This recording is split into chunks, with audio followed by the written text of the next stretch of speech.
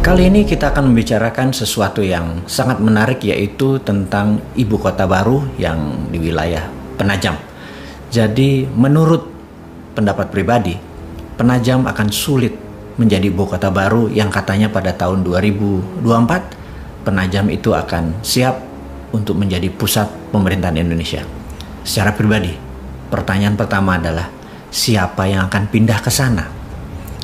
Apakah seluruh pegawai negeri di pusat pemerintahan akan pindah ke sana?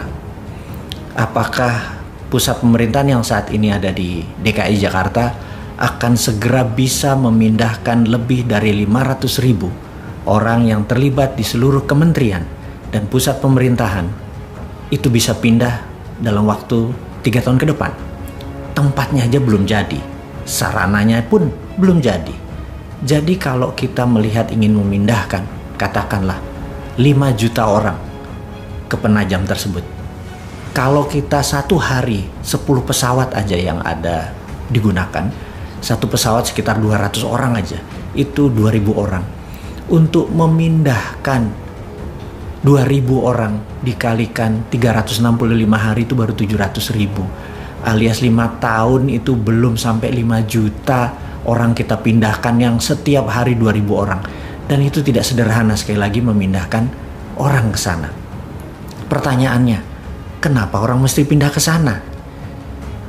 Dalam sejarah umat manusia bermigrasi, terbanyak adalah mereka yang pindah karena harapan tinggal atau harapan hidup di tempat yang lama sudah negatif. Untuk itu mereka memerlukan tempat hajat hidup yang baru, yang harapannya lebih baik, lebih cepat, lebih mudah, lebih sehat, dan lain sebagainya. Apakah di Penajam akan kayak gitu? Apakah di ibu kota baru nanti income seseorang naik 3-4 kali lipat dalam waktu yang cepat? Harapan apa yang ada di sana? Kalau tidak ada harapan yang lebih bagus dari tempat yang lama, siapa yang mau pindah ke sana? Kemudian, membangun infrastruktur. Membangun infrastruktur itu ada infrastruktur yang dasar seperti air, sistem jalanan.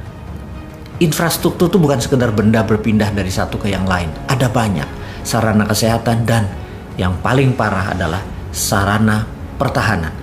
Kita tahu di utara Penajam, di wilayah Indonesia itu ada Malaysia, ada Filipina, ada Tiongkok, yang dengan kapal induknya kita disenderin di Laut Cina Selatan dalam waktu 2 jam itu sudah bisa mencapai Penajam. Dan pangkalan militer di sana tidak ada sama sekali yang bisa mengintercept. Janganlah pernah berkata kita cinta damai, kita tidak ingin berperang dengan siapapun, kemudian kita tidak bersiap. Ingat doktrin dimanapun yang mengatakan kalau kita ingin damai, kita harus bersiap untuk perang. Kita ingin damai, tapi kita harus bersiap untuk perang. Setidaknya pangkalan militer di Kalimantan Timur itu harus tumbuh kira-kira 10 kali atau lebih 10 kali lebih banyak dari, atau 10 kali lebih kuat dari saat ini. Ada intercept radar, ada peluru kendali, ada jet tempur, dan lain sebagainya. Itu belum ada persiapannya sama sekali. Bahkan Kementerian Pertahanan yang saat ini adalah orang yang ingin mencalonkan dirinya di tahun 2024 untuk menjadi presiden berikutnya, itu pun tidak terlihat di buku putih Kementerian Pertahanan akan membangun pangkalan untuk melindungi ibu kota baru di Penajam sampai tahun 2024. Lah kalau dianya tidak membangun atau tidak menyiapkan, bagaimana kalau kita membangun sana sebagai ibu kota baru? Apakah hanya membangun seperti real estate, seperti Bumi Serpong Damai, seperti Alam Sutra? Itu pun memerlukan 20 tahun lebih baru terasa manfaatnya. Jadi kalau dikatakan ibu kota baru nanti akan jadi tahun 2024, saya bisa katakan itu tidak mungkin. Dan banyak yang terbuai bahwa itu mungkin. Proyek itu yang terakhir yang kita mau tanya adalah, sekali lagi kita mau nanya, bagaimana cara membangunnya? Apakah dengan berhutang seperti selama ini? Saat ini aja 7 tahun itu menghutangnya hampir 5.000 triliun. Menjadikan total hutang negara itu hampir 6.500 triliun dan lebih. Ditambah membangun ibu kota baru, itu lebih kali dari 5.000 triliun hanya untuk membangun seluruh infrastruktur di sana dan kesiapan software dan hardware. Kita nggak mungkin membangun kota hanya memindahkan hardware. Di situ harus kayak Wakanda. Di situ harus digital country. Pertama kali menjadi digital ibu kota. Berdasarkan berbasis teknologi. Dan ini semua tidak siap kita sekarang. Teknologinya asing semua. Membangunnya pakai uang asing. Lalu membangunnya pakai hutang. Di mana kedaulatan bangsa ini? Kalau sebagai proyek mercusuar seperti orang megalomania, ya mungkin aja hal itu bisa dibangun. Tapi sekali lagi, para pejabat di atas dan para pemimpin tertinggi, Anda bukan orang megalomania. Jadi jujur aja, tunggulah masa yang tepat. Saat ini belum tepat. Jadi ada baiknya kita tunda dulu membangun, atau katakanlah tutup aja, tidak usah membangun. Kita nggak pernah kita menuduh bahwa begitu tidak dibangun, wah lo tidak komitmen. Enggak, kita mengerti. Karena kalau kita dikomunikasikan, Anda sebagai pemimpin adalah directed leader, mengarahkan, menginstruksikan. Kita paham kok. Kalau pakai buzzer, pakai orang bayaran, mereka nggak paham. Mereka hanyalah karena dibayar ya mereka serang aja udah. Pokoknya apa sabdonya Anda di echo aja sama mereka, diamplifikasi aja tanpa melihat bahwa implikasi itu sebenarnya tidak begitu maksud Anda. Sekarang Anda harus menjadi directed leader. Katakan tidak jadi membangun penajam. Katakan akan di-review ulang karena masalah pendanaan. Bukan masalah yang lain. Menurut saya, hemat saya, ini adalah masalah pendanaan. Tapi kalau ditanya, oke, apa kamu cuma mengkritik atau menyinyir doang? Enggak begitu. New Mind punya solusi. Dari dulu, New Mind punya solusi. Dan pindahnya pusat pemerintahan tadi bukan ibu kota loh. Jadi membedakan. Kalau Penajam adalah ibu kota dan pusat pemerintahan. Namun kalau New Mind itu berbeda. Ibu kota tetap di DKI Jakarta. Ibu kota.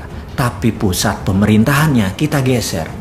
Kita lihat ada 5.000 hektar pulau reklamasi yang saat ini berada di utara Jakarta.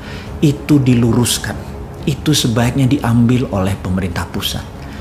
Bukan membangun pulau reklamasi, tetapi kita mengacu sebentar ke fakta dunia. Bahwa kota Amsterdam di Belanda adalah kotanya berada hampir 4 meter di bawah permukaan laut. Apa yang mereka lakukan? Mereka membangun dam yang sangat besar di laut, sehingga air tawar yang ke laut itu ke dam tadi, dan air laut tadi ditutup dengan giant wall yang besar tadi, sehingga bisa melindungi Amsterdam dan dengan kendali kontrol dari sistem perairan tadi. Nah, kita tahu Jakarta sinking atau menurun perlahan. Kalau didiamkan tanpa ada usaha sama sekali, Jakarta akan tenggelam. Yang terbaik adalah buat giant wall di utara Jakarta, menutupi seluruh teluk Jakarta, ditutup dengan giant wall. Dan giant wall ini di dalamnya ada yang namanya 5.000 hektar tadi atau 3.000 hektar tadi tanah yang akan menjadi pusat pemerintahan.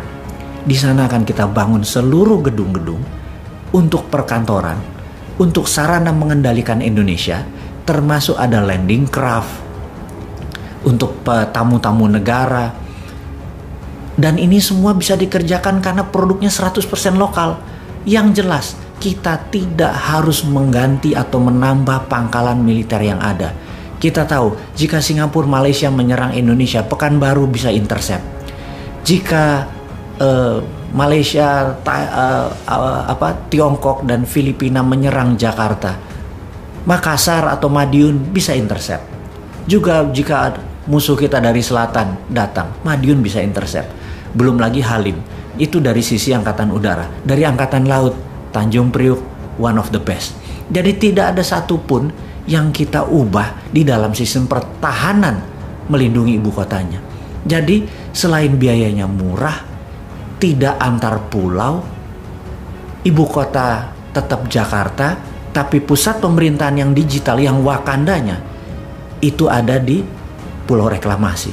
Tidak ada ribut-ribut lagi di pulau reklamasi. Yang ada adalah solusi. Ini bedanya New Mind dengan Old Mind.